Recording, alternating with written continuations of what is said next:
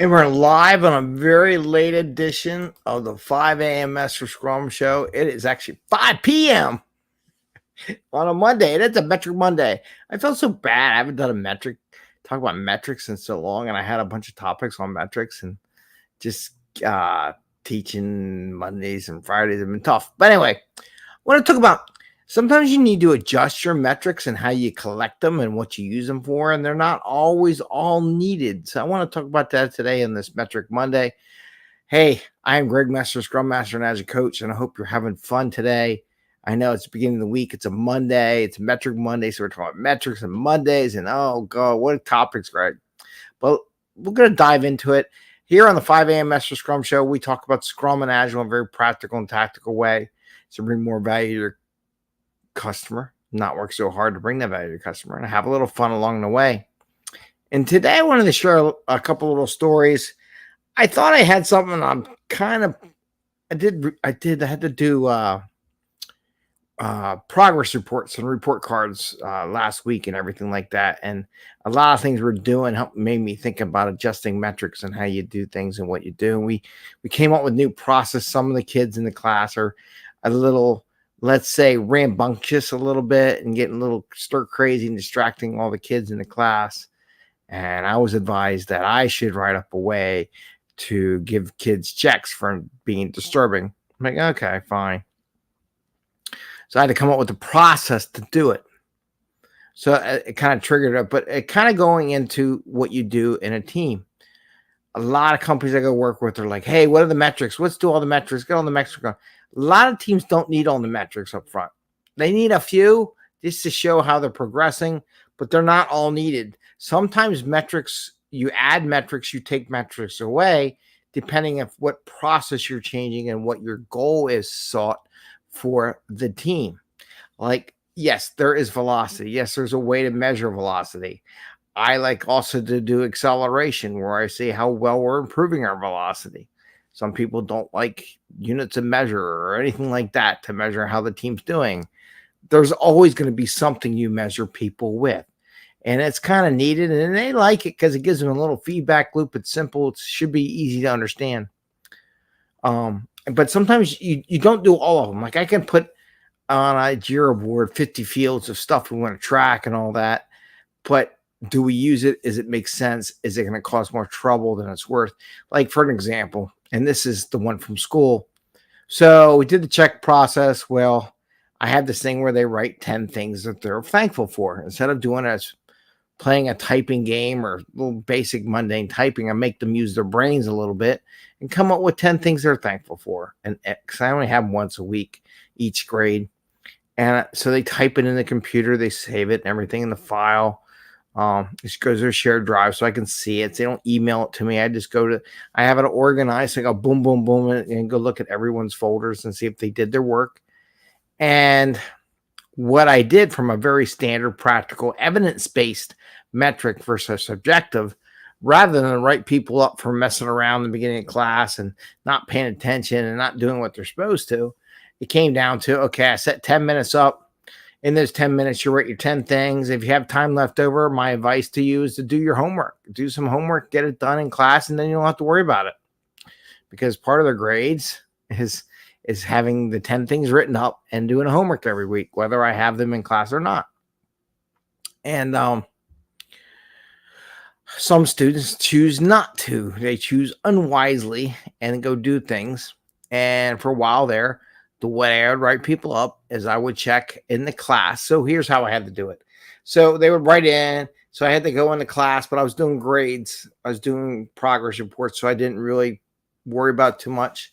I let them play some video games and do their thing. And while they were doing that, I was checking the grades. I realized it's taking me too long to do this. Me looking for those 10 things, and kind of why I never wanted to do the write-ups in the first place. I needed something, but I really didn't want to do that. It's an administrative burden, and I don't want to use that administrative burden to take away from their ability to do what they do and learn stuff in class and for me to teach them, right? So at first I would do it. It would take, I realized it's taking too long. That's just like any administrative process, any metrics. If the metrics taking up too much time to collect it, you have to adjust the process, right? You don't necessarily do it while they're doing it. Maybe you do it post, pre, something, but somehow sort of do some automated process so they're not working with it. So I adjusted. I said, okay, I'm going to set my timer for 10 minutes. Now, if you do not have your 10 things saved in the shared folder, within 10 minutes of that, or actually 5 minutes of that timer going off, and I'm going to check it at the end of the day when I'm not in class, because I'm constant with kids all day long. When I got free time, I'll check it. I'll look the folders. If it's not there, you get a check mark, right? So I adjusted from taking up time in the class, which is relatively a simple process, but it still takes 5-10 minutes. Maybe it takes 5-10 minutes max, depending on how big the class is, right? Maximum 10 minutes. But that's 10 minutes when I have a 45-minute class with the students. So that's a lot. It's a big, it's not 10%. It's more like what, 20% almost, of the class, because they also got to get going and get started. So while they're doing those 10 things, if I'm spending I can't grade it while they're doing their 10 things. If I do it next, so that's 10 minutes and my 10 minutes, that's 20 minutes. That's half the class of them not getting their stuff done. So I adjusted how I was collecting the metrics to be after they're done, I collect it. And it's not a big deal if there's a lag behind when they get feedback on the metrics and when they actually do it. It's not really a big thing.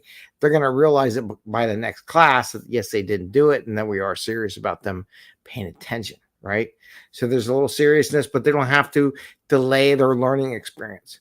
So there's two things that this has taught me that I wanted to share with you, and I've seen it in regular Scrum classes, Scrum teams.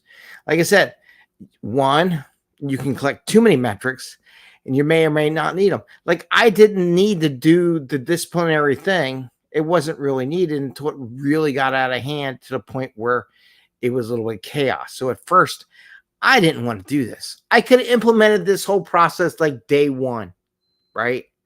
But I didn't want to, right? Because it was going okay. And then it just, some students just got too chaotic and just took it away from the team and made the experience less enjoyable for everyone, including myself. So I had to implement it. So I didn't implement this metric at first, right? It was part of the grade. It was always been part of the grade. They have things laid out. I lay out the grading norms in advance. I don't like grade you on the fly. I said that you have, it's very simple. Here's your metrics. You have your homeworks and your 10 things. You get a B, right? That's kind of easy. You have to participate in class. If you don't participate in class, you don't get the B. You get like a C. If you want an A, you do a couple reports and you get an A. That's it. That's how you do it. That's how I do it in my class. Not very complicated, very simple. Because I want to enjoy the class and do stuff. So like I said, in the beginning, I didn't do the disciplinary thing. I didn't do the check marks. I didn't do all that kind of stuff. But they needed it. So I added it to the process. Now, once I started the process, I realized, and I knew it was going to take up too much time. It ended up taking, 10 to 20% of my time to do this administrative activity as it was to teach out of the class. And each class only got so much time.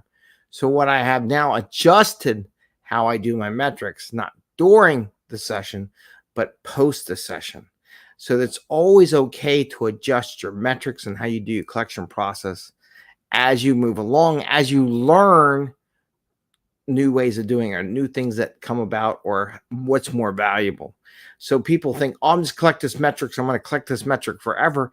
And you don't necessarily need to collect the metric forever. If it doesn't pertain to what they're doing anymore, stop collecting the metric.